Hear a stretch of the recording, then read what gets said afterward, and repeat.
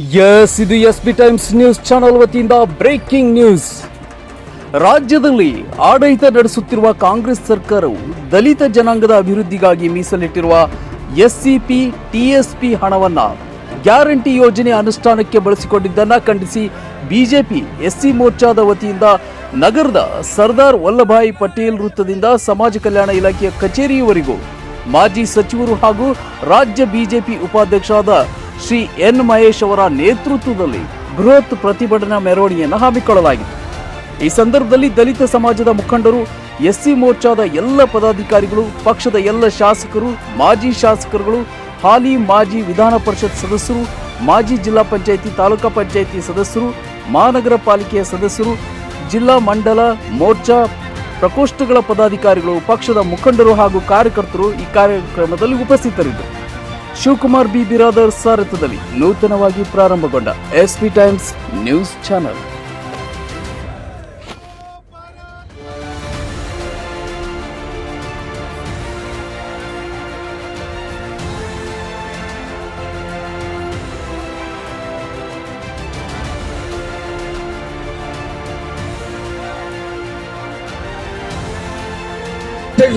ಶಾಸಕ ಸಚಿವರಾದ ಎನ್ ಮಹೇಶ್ ಅಣ್ಣವರೇ ಮತ್ತು ನಮ್ಮ ಪಕ್ಷ ಎಲ್ಲ ನಾಯಕರೇ, ಇವತ್ತಿನ ದಿವಸ ನಾವು ನೋಡ್ಬೋದು ಯಾವ ಥರ ಕಾಂಗ್ರೆಸ್ ಅಹಿಂದ ಹೆಸರು ಹೇಳಿ ಓಟ್ ಪಡ್ಕೊಂಡು ಇವತ್ತು ಅಹಿಂದ ಅವರಿಗೆ ಕೈ ಕೊಡ್ತಾ ಇದ್ದಾರೆ.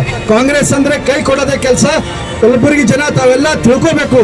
ತಮ್ಮ ಗುಣ ಎಂದು ದಲಿತ ಪರವಾಗಿ ಅವ್ರಿಗಿಲ್ಲ.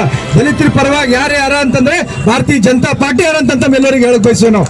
ಅದಕ್ಕೆ ಈ ಹೋರಾಟ ನಾವು ಇಲ್ಲಿಗೆ ಬಿಡಲ್ಲ ಅಂತೇಳಿ ಮುಂದಿನ ಬರೋ ದಿನಗಳಾಗ ನಾವು ಮನಿ ಹೋಗಿ ಗಲ್ಲಿ ಹೋಗಿ ತಾವೆಲ್ಲ ಹೆಂಗ ಅಹಿಂದ ಹೆಸರು ಮ್ಯಾಗ ದ್ರೋಹ ಮಾಡ್ತಾ ಇದ್ದೀರಂತೇಳಿ ನಾವೆಲ್ಲರಿಗೆ ಮನವರಿ ಮಾಡ್ತೇವೆ. ಮುಂದಿನ ಬರೋ ದಿನಗಳಾಗ ತಮಗ ಒಳ್ಳೆ ಪಾಠ ಕಲಿಸದಂತೇಳಿ ಜನ ಈಗಾಗಲೇ ನಿರೀಕ್ಷೆ ಮಾಡಿದ್ದಾರೆ.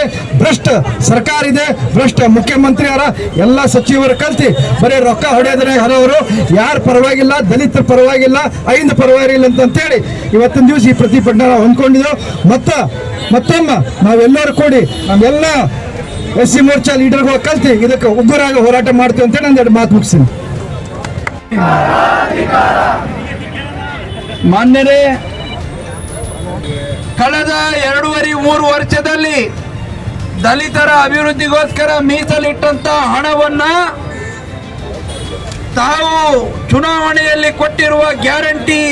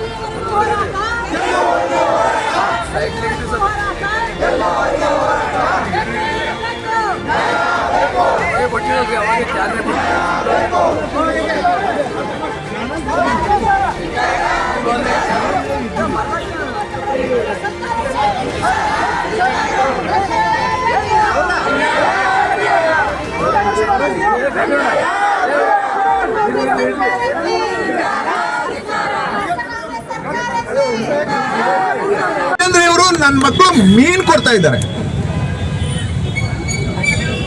ಸಾರಿ ಟು ಯೂಸ್ ದಿಸ್ ವರ್ಡ್. ನಮ್ಮ ಸಮುದಾಯಗಳಿಗೆ ಆಗ್ತಾ ಇರೋ ಅನ್ಯಾಯಕ್ಕೆ ಇನ್ನೂ ಕೆಟ್ಟ ಪದವನ್ನ ಬಳಸಬಹುದು. ಇದನ್ನ ಯೋಚನೆ ಮಾಡಿ. 39,000 ಕೋಟಿ ಹಣವನ್ನ ನೀವು ಗ್ಯಾರಂಟಿಗಳಿಗೆ ಬಳಸ್ತೀರಿ. ಗ್ಯಾರಂಟಿಗಳಿಗೆ ದುಡ್ಡಿಲ್ಲ ಅಂತ ಮಾಡ್ತಾ ಇರೋದೇನೆ ನೀವು. ಹಾಲಿಂದ ಆಲ್ಕೋಹಾಲ್ ವರೆಗೆ ಎಲ್ಲದರ ದರವನ್ನ ಜಾಸ್ತಿ ಮಾಡಿದ್ದೀರಿ. 52,000 ಕೋಟಿ ಎಕ್ಸ್ಟ್ರಾ ತಗೋಬೇಕಲ್ಲ ಪ್ರತಿ ವರ್ಷ.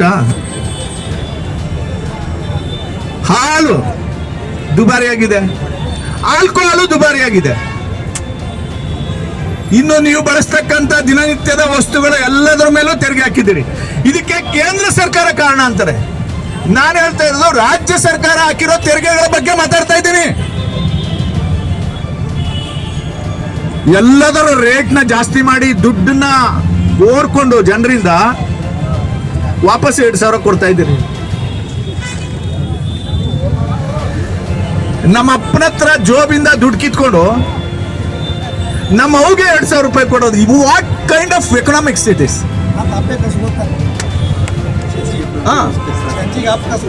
ಇದು ಎಂತ ಸೀಮೆ ಎಕನಾಮಿಕ್ಸ್? ನಮ್ಮ ದೇಶನ ವ್ಯವಸ್ಥಿತವಾಗಿ ನರೇಂದ್ರ ಮೋದಿ ಅವರು ಕಟ್ಕೊಂಡು ಹೋಗ್ತಾ ಇದ್ದಾರೆ. ಕಟ್ತಾ ಇರುವಂತಹ ಆರ್ಥಿಕ ವ್ಯವಸ್ಥೆಯನ್ನ ಒಡೆದಾಕೋ ಕೆಲಸ ಮಾಡ್ತಾ ಇದ್ದೀರಿ ನೀವು ಕಾಂಗ್ರೆಸ್ನವರು. ಈ ಕಾಂಗ್ರೆಸ್ನ ವಿಧಾನಸಭೆ ಕಳಿಸ್ಬೇಕೋ ಮನೆಗೆ ಕಳಿಸ್ಬೇಕೋ ಹೇಳಿ? ಬೋಲೋ ಭಾರತ್ ಮಾತಾ ಕಿ, ಬೋಲೋ ಭಾರತ್ ಮಾತಾ ಕಿ. ನಮ್ಮ ಹಣವನ್ನ ದೋಚ್ಕೊಂಡು ಇಡೀ ಅರ್ಥವ್ಯವಸ್ಥೆಯನ್ನ ಹಾಳು ಮಾಡ್ತಾ ಇರ್ತಕ್ಕಂಥ ಕಾಂಗ್ರೆಸ್ನವ್ರನ್ನ ಮನೆಗೆ ಕಳಿಸ್ಬೇಕೋ ವಿಧಾನಸಭೆಗೆ ಕಳಿಸ್ಬೇಕೋ ಹೇಳಿ? ಆ ಮನೆಗೆ ಕಳಿಸ್ಲಿಕ್ಕೆ ಈ ಹೋರಾಟ ಪ್ರಾರಂಭ ಆಗಿರೋದು. ನೀವು ತಿಳ್ಕೊಳ್ಳಿ, ನಾನು ಹೇಳ್ತಾ ಇದ್ದೀನಿ, ಭಾರತೀಯ ಜನತಾ ಪಾರ್ಟಿಯ ರಾಜ್ಯ ಉಪಾಧ್ಯಕ್ಷನಾಗಿ ನಾನು ಹೇಳ್ತೀನಿ, ಇದು ಬಿಜೆಪಿ ಪರವಾಗಿ ನಡೀತಾ ಇರೋ ಹೋರಾಟ ಅಲ್ಲ. ಇದು ಎಲ್ಲ ಶೋಷಿತ ವರ್ಗಗಳ ಪರವಾಗಿ ನಡೀತಾ ಇರೋ ಹೋರಾಟ. ಶೋಷಿತ ವರ್ಗಗಳಲ್ಲಿ ಜಾಗೃತಿಯನ್ನ ಮೂಡಿಸಿ ಈ ದ್ರೋಹಿ ಕಾಂಗ್ರೆಸ್, ಜನವಿರೋಧಿ ಕಾಂಗ್ರೆಸ್ ಅನ್ನ ಒಂದು 10 ವರ್ಷ ಮನೇಲಿ ಕೂರಿಸ್ಬೇಕು. ಅವಾಗ ಅರ್ಥ ಆಗುತ್ತೆ ಇವ್ರಿಗೆ. ಇವರು ಏನ್ ಮಾಡಿದ್ರು ನೀವು ಗೆಲ್ಸ್ ಕಳಿಸ್